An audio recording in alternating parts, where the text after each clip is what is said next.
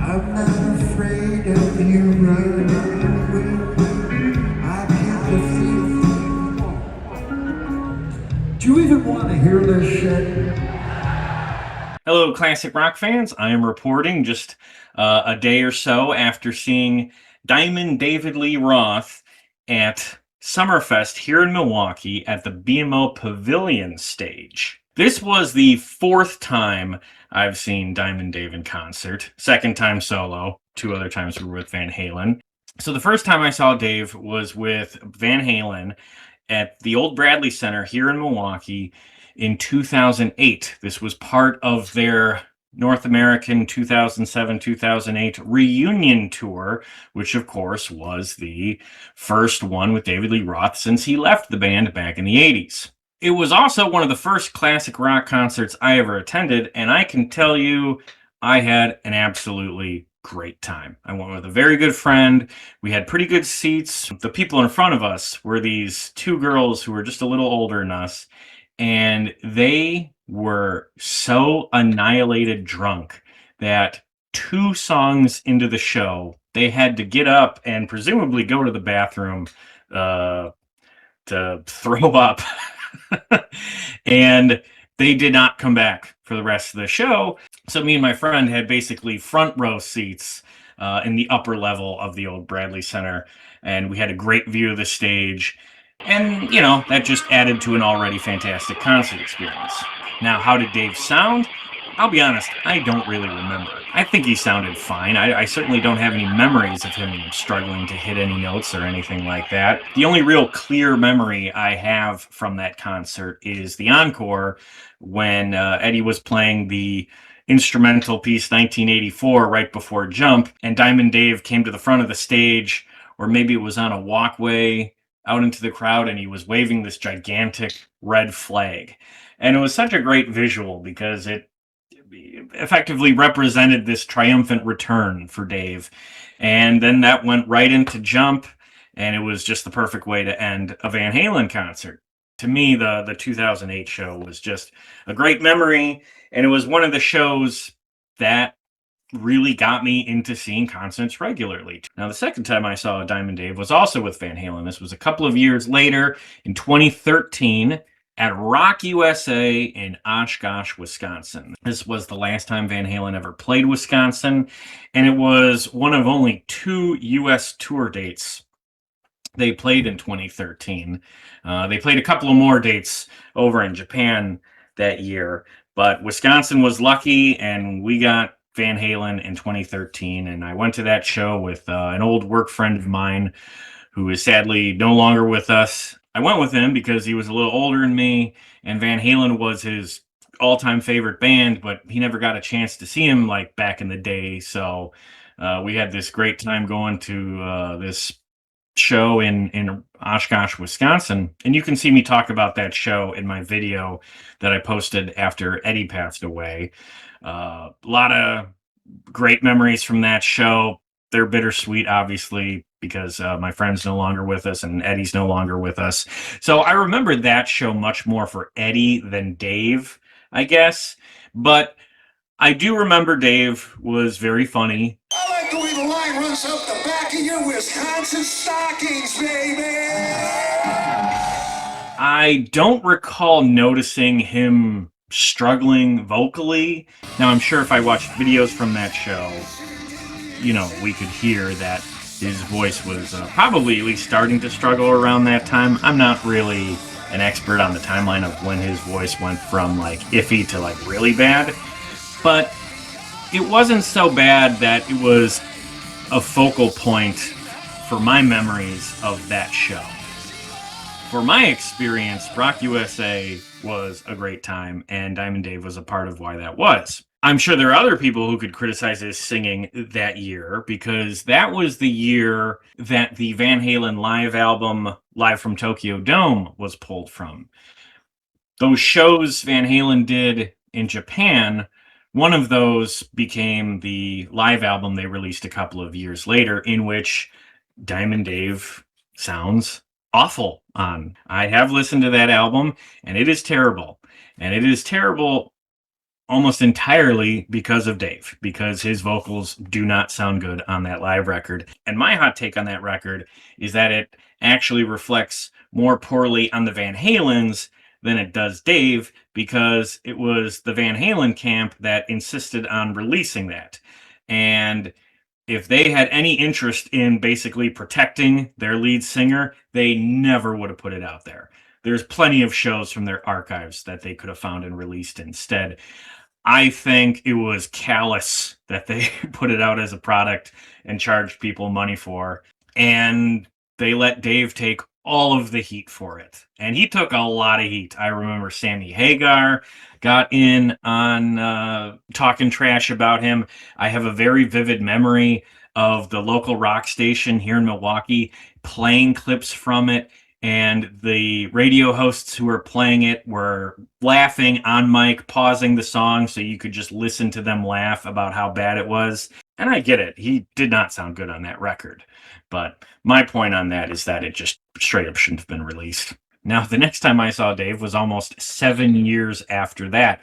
I saw him on the second of 3 nights he played at his David Lee Roth Rocks Vegas residency at Mandalay Bay in Las Vegas in January of 2020. He had more dates planned at that same venue as part of that same residency in March of 2020, but those got canceled because that's when COVID hit. Now, longtime viewers of this channel might actually remember that this residency was basically what I launched this whole channel with. One of my first videos ever was a concert review of that residency that I recorded in my hotel room in Vegas. Now, if you want to hear my thoughts on that 2020 residency show I saw, you can check out one of my first ever podcast episodes, which was a deep dive on David Lee Roth's 1995 Vegas residency versus the 2020 Vegas residency that I attended.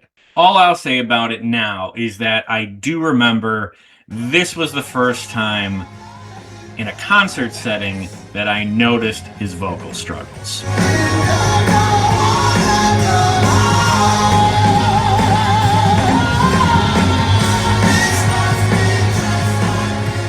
Fast forward 6 years to this most recent show I saw. One of the things I was wondering about going in was, how's Dave going to correct for these vocal struggles he's having, that he knows he's having, that he knows fans know he's having? How do you make up for that? And he did actually have a strategy, and we'll talk about that in just a second here. So before we get into this concert, I will say that all 3 experiences I had seeing Diamond Dave in concert, 2 with Van Halen and 1 solo in Vegas, were all really fun. Like, I have great memories of all 3 of those shows. And whether his vocals were great or not, that didn't affect my enjoyment of those concerts. So for anybody in the comments who thinks that seeing Dave at all is a waste of money, I don't know what to tell you except that I go to concerts for multiple reasons, not just to see how the singer is doing. Yes, of course, a singer's vocals is a big part of the show. But with Diamond Dave, there's a lot more to consider. All right, let's get to the topic at hand. The David Lee Roth concert at the BMO Pavilion at Summerfest here in Milwaukee. This show was on a free stage per se, but the front sections of the BMO Pavilion are ticketed. You have to buy those seats. In some cases, the bleachers behind that front section are also ticketed. But this was not the case for Dave.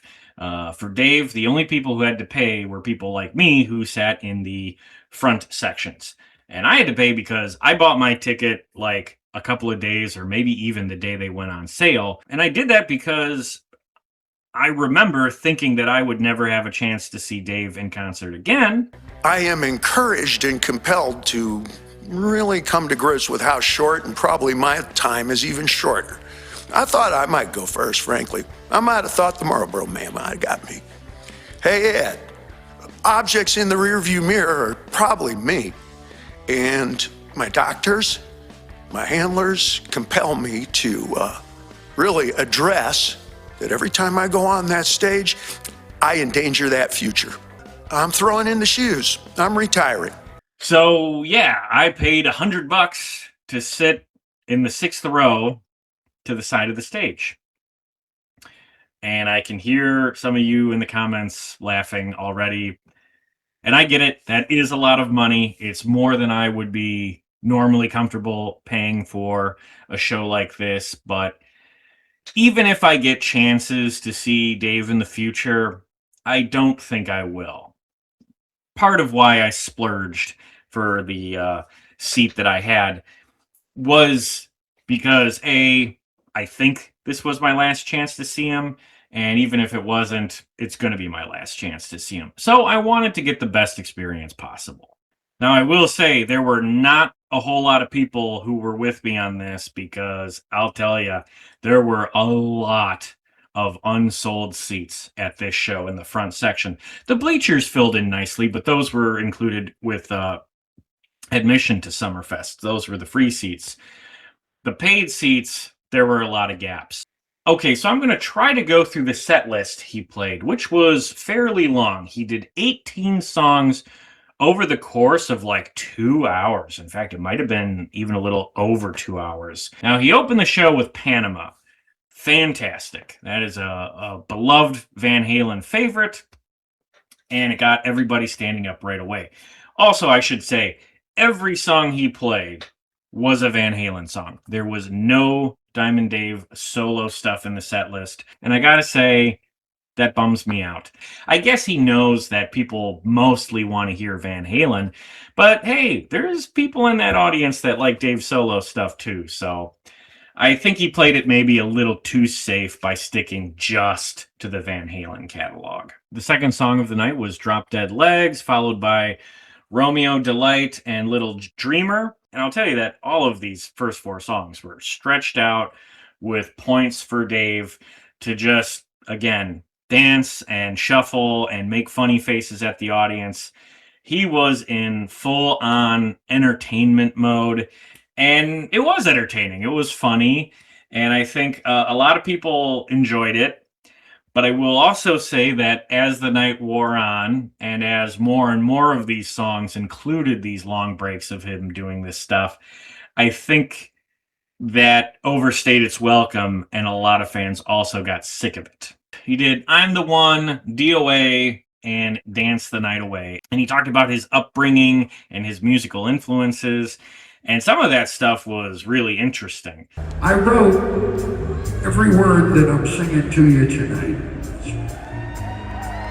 I wrote every note that I'm singing to you tonight. That was my contribution to the classic Van Halen song. I wrote the harmonies too. Yeah. You never thought of it this way, did you? I'm a product of the busing program in Pasadena, California. When I was in, 7th grade, they passed the busing program. I went to schools that were all black, Spanish speaking. When Eddie and I started writing songs, Eddie came from that heavy ass riff, man. He had that hand that's like, boom, amazing colossal guitars. And me, I was all Motown, bitch. But that was just one of many monologues he went on to the audience through the show. And frankly, it was the most sane of everything he said to the crowd. As the night wore on, and perhaps as he got a little drunker, because he was definitely drinking through the show, his raps to the audience started getting more off the wall and frankly more obscene, to the point where it was absolutely obnoxious by the end of it. And then I would say the best part of the show was when he played Ice Cream Man. When he played Ice Cream Man, he came out to the front of the stage with just an acoustic guitar, told some stories about playing with the Van Halen brothers when they were a young band. And now thinking on this, this was actually probably the best monologue that he said all night. Just his Van Halen memories when they were very poor and how they scrimped and saved money, and how they, would order everything off the Denny's menu and make that last all week as leftovers. That stuff was really charming and really interesting because there's truth to it, and nostalgic in a good way. So thinking back, actually, the best part of the show was a song I'm not particularly big on, which is Ice Cream Man. That song doesn't do a whole lot for me. It's fine, but it was really the presentation of that song with the stories and also with Dave sitting out front playing a guitar. I thought was really cool because it was also one of the more chill moments of the night. It was one of the moments of the night where the sound wasn't just absolutely thumping on us. I mean, our seats were directly beneath the speakers. So this was a very loud show for me, which I don't mind, but the contrast of most of the show to what he was doing with Ice Cream Man made that moment come off a lot better than some of the other stuff. After Ice Cream Man, he, of course, did Van Halen's famous cover of The Kinks' You Really Got Me, which was followed by Jamie's Cryin'.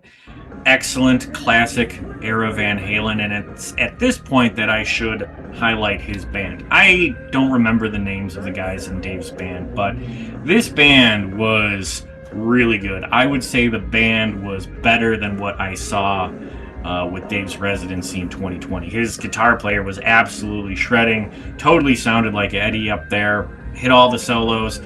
That dude was awesome. Now, if you're watching some of the video that I'm posting while talking about this show, you might have noticed Dave's backing vocalists, which were 4 guys.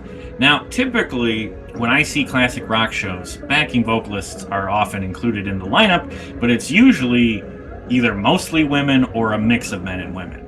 This was the only classic rock show I've ever been to where the backing vocalists were all men. And they were also all black men, which I believe was intentional on Dave's part.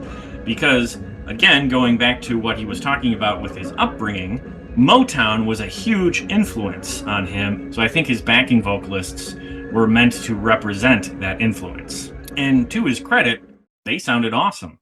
I guess I should say to their credit, they sounded awesome. And I can say that because we heard a lot from them. They did a tremendous amount of heavy lifting when it came to the vocals of this show, because they weren't just backing vocalists. They weren't just harmonizing with Dave. They were basically singing all of the choruses. Here's the thing. Dave is not oblivious. He knows what people are out there saying about his vocals, and he can hear how he sounds on recordings. And he's been getting criticized for his singing for like the past 25 years. So I guess he, at some point, decided he finally had to do something about this, because the sad thing about vocals is once they go, you can't really get them back. And instead of playing backing tracks, which is lame, he brought on singers to help him, to basically make up for what he can't do anymore. And to be honest, like, I think that's a good way to go for a guy in his situation. I didn't mind hearing those guys sing the choruses. I thought they sounded really good. Now, You Really Got Me and Jamie's Cryin', that basically kicked off the hits portion of the night. The rest of the show was Unchained, Mean Street, Atomic Punk, Ain't Talking About Love, Hot for Teacher, Everybody Wants Some, and the finale, Jump. The fan favorites, the hits. All the good stuff at the end of the show. He did more shtick in the middle of Unchained, so that live version was like over 10 minutes long. Everybody Wants Some also was really long, but the worst offender on this would have been Atomic Punk. Atomic Punk was the low point of the entire evening, because it was the culmination of another thing Dave is utilizing to cover up for his vocal struggles. Noise. I said earlier this was a very loud show. It was not just loud because I was under the speakers. It was loud because everybody was turned up to maximum. And Dave had, of all things, a fucking bullhorn, and multiple times during the night used this to sing through into the mic. And that's about as fun as it sounds. Okay, which is not at all. That was extremely annoying. And if he did it just one time, you'd think, okay, he's being eccentric, that's classic Dave, whatever. But he did this multiple times and multiple songs, and I think he sang the entirety of Atomic Punk through the megaphone, and it made that song totally unlistenable in the moment. So yeah, that was the absolute low point of the show as far as the music goes. The other low point of the show was sort of around this. I can't remember which song it was when he was telling these stories. I think it was actually in between songs, but he just started making comments about women he had crushes on, and I'm being very G-rated for R-rated language he used. And at first, it was kind of funny. At first, it was like, "Whoa, Dave's being a little R-rated up there," and by the end of it, was like, "Enough already, Dave. This is getting a little obscene." There wasn't a lot of kids in the audience, but there would have been some. And if it was funny, that'd be one thing, but a lot of it wasn't funny at all. The first thing he said was about the woman who played on the stage before his set. And I don't know who that was. I'm not going to look it up because I don't want to embarrass her. But he was like, What was the name of the kid who played right before us? Right? What was her name? She's hot. The country kid who played right before us. She's good, right? I'd fuck her. Oh, you wouldn't fuck her? You'd fuck her too. that's not great. Mostly because it wasn't funny. It comes across as something that a guy who was drunk would find funny. And I think that might have been Dave because he was absolutely drinking on stage. So going back to what he was saying in between songs. After he says the thing about the woman who opened for him, they play a song, and after that song he says, I said some things about the opening act. She's a wonderful singer. She's a pretty good-looking girl. But if I was given my own dream, my original dream was not a teacher. That was Mrs. Nelson in 6th grade. But in 4th grade, I wanted to fuck Betty Rubble from Flintstones. You remember? There's no I or me in teen, but there's a you in pussy. and then during the break after the song, after that, he was talking about some woman on Star Trek. Remember Lieutenant Uhura? Remember? She was the communications officer. She had the little silver thing in her ear. I can't tell you how many nights, even last night, I dreamt of me and Lieutenant Uhura at warp speed, and she was butt naked, but she still had that silver thing in her ear. And then after that, it was about the girls in the Archie comics. In the Archie comics, you'd fuck her, right?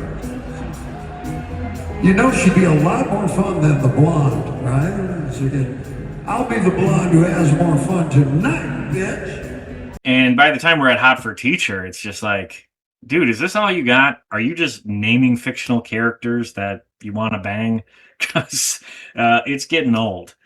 And then during Everybody Wants Some, he went on a long tear about a woman he used to be in some sort of relationship with. And he just told this story of what she would do that he found really sexy. Grace would say to me on a night like this, she'd say, David Lee, go watch the TV set.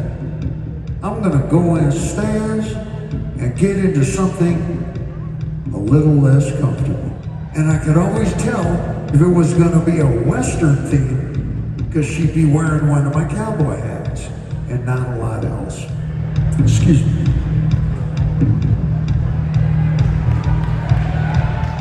And we'd set up 2 chairs. Do you even want to hear this shit? And Grace would ride the rodeo.